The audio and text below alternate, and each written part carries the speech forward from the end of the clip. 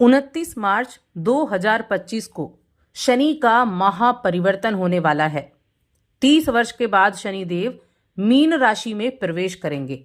और देखिए, जब भी शनि का गोचर होता है, शनि राशि बदलते हैं, तो कुछ लोगों के ऊपर शनि की 7.5 शुरू होती है, कुछ लोगों के ऊपर शनि की 7.5 खत्म होती है।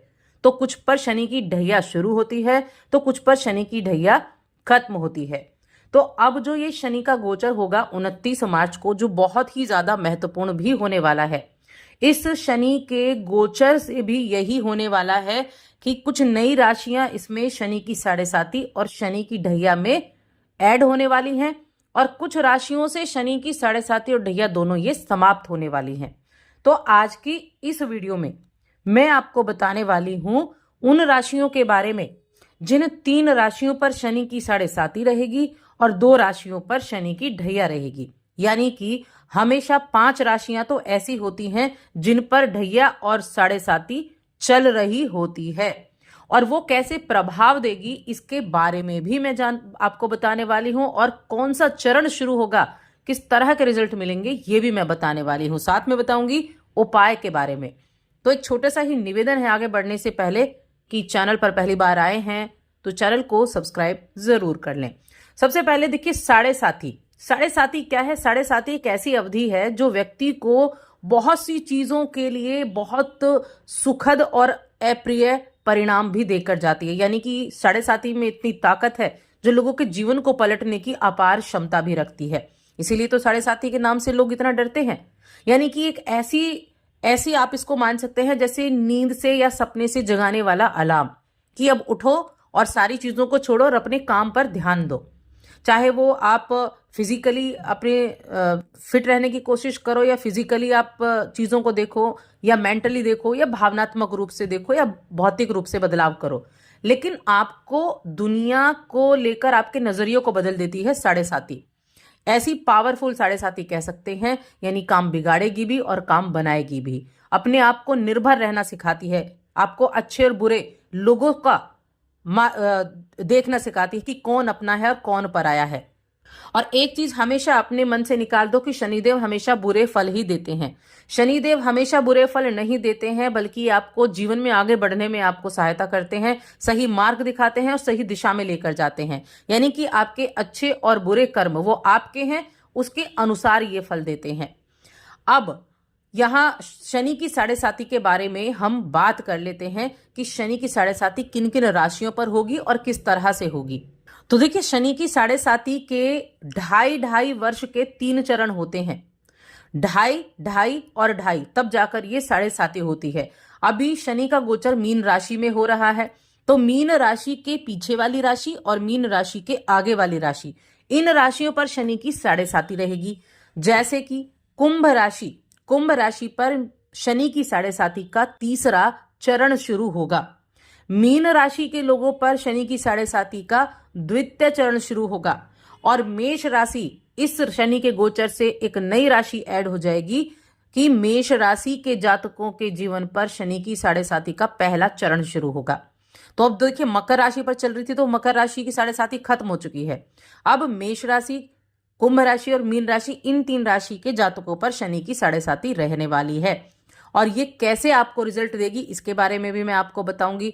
पहले ढैया की बात कर लेते हैं कि किन 2 राशियों पर ढैया शुरू हो रही है।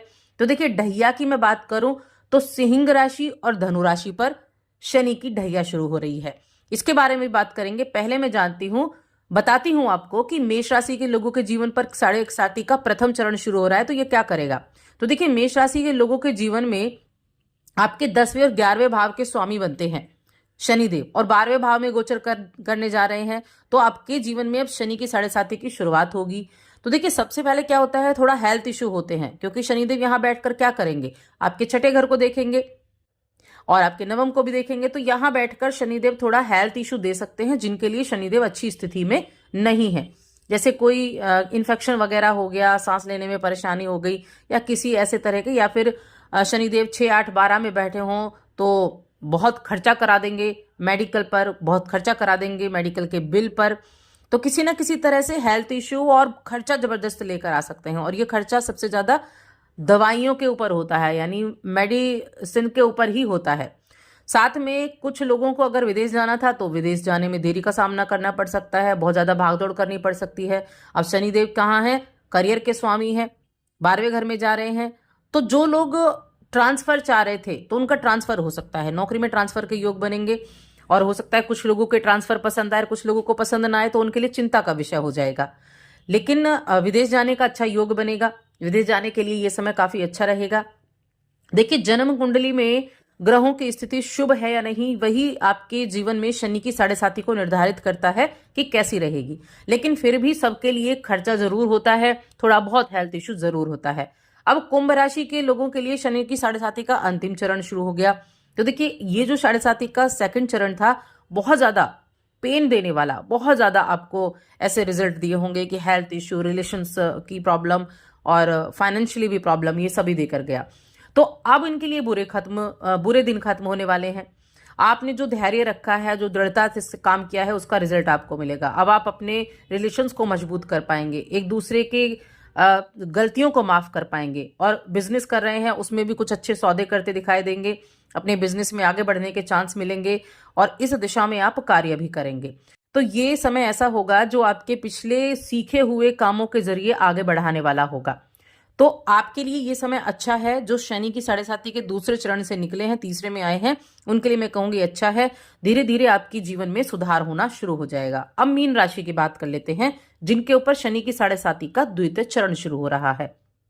तो देखिए, द्वितीय चरण यानी कि राशि के ऊपर बैठे हुए हैं, तो मेंटली प्रॉब्लम, रिलेशनशिप में प्रॉब्लम, बड़े भाई बहनों के साथ कुछ चीजें बदलती हुई दिखाई देंगी, और परिवार में किसी ना किसी चीज को लेकर मतभेद हो गया, विवाद हो गया, एक दूसरे से बातें नहीं बनी, तो इस तरह की चीजें आने वाली हैं मीन राशि के लोगों के लिए। अब शनिदेव, गुरु और केतु एक साथ कुंडली में, शनिदेव, गुरु और केतु, ये तीनों देखिए इस साल में राशि बदल रहे हैं। और फिर भी क्या कहते हैं कि थोड़ी बहुत चीजें जो हैं वो बदलती हुई दिखाई देंगी। नजरिया आपका बदलेगा, लोगों के साथ बात करने का नजरिया बदलेगा। तो ये मीन राशि के लोगों के लिए थोड़ा सा बहुत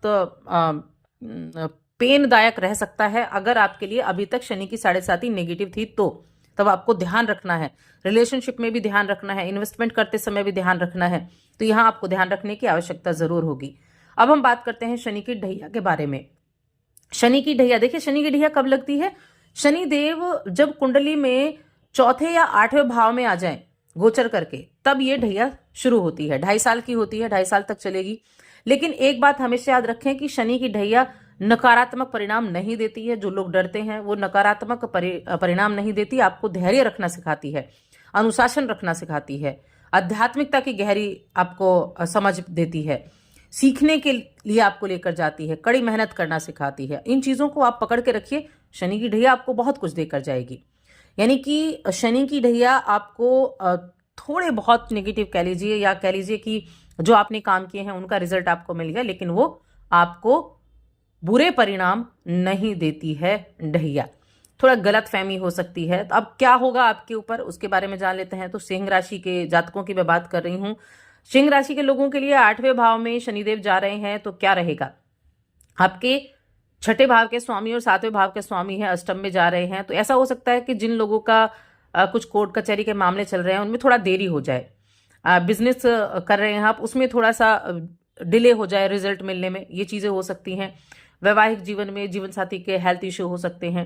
अपने पार्टनर के साथ अपने संबंधों को अच्छा बनाकर चलिए, मतभेद ना हो किसी तरह का, किसी तरह की गलतफहमी ना हो।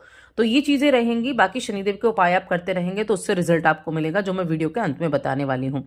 धनु राशि के लोगों के लिए 4थे भाव में शनिदेव जा रहे हैं, और 4थे भाव में शनिदेव का जाना, तीसरे और दूसरे भाव के स्वामी हैं, 4थे भाव में जा रहे हैं।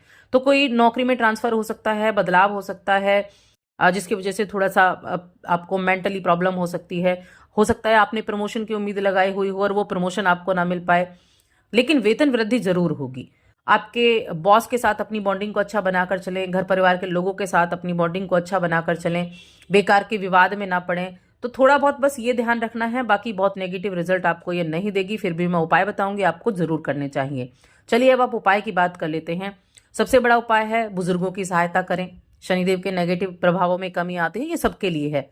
दान पुण्य करें। दान पुण्य किसको करें? अपंगों को करें, जरूरतमंदों को करें, मजदूरों को करें, तो ऐसे लोगों के लिए करें। और शनि ग्रह के लिए कोई ना कोई धार्मिक अनुष्ठान जरूर करें, या फिर आप दशरथ नीलकृत इसका पाठ आप खुद ही कर सकते हैं तो भी अच्छा रहेगा, या शनि गायत्री मंत्र का जप आप कर सकते हैं, बहुत अच्छा है शनिदेव के अशुभ प्रभावों को दूर करने के लिए। जिनको भी ज्यादा प्रॉब्लम है इन चीजों का जरूर आप रिजल्ट प्राप्त कर सकते हैं। देखिए शनि गायत्री मंत्र का जप करना भी बहुत अच्छा रहेगा, या फिर आप 14 मुखी रुद्राक्ष धारण कर सकते हैं। ये मैं शनि की 7.5 जिनकी चल रही है उनके लिए बोल रही हूँ। 14 मुखी रुद्राक्ष धारण करना बहुत उत्तम रहेगा, और ये आप ऐसे भी धारण कर सकते हैं बिना किसी से पूछे, क्योंकि रुद्राक्ष कभी किसी को नेगेटिव इफेक्ट नहीं देता है। कोशिश करें मांस मदिरा से ज्यादा दूर रहें, इस चीज का खास तौर से ध्यान रखें। और समय समय पर काली जो दाल होती है उसका या काले तिल का दान करते रहें समय समय पर शनिवार के दिन। बस इन उपायों को कर लें, बाकी चीजें आपके लिए अच्छी हो जाएंगी। और वीडियो कैसी लगी हमें कमेंट करके जरूर बताएं।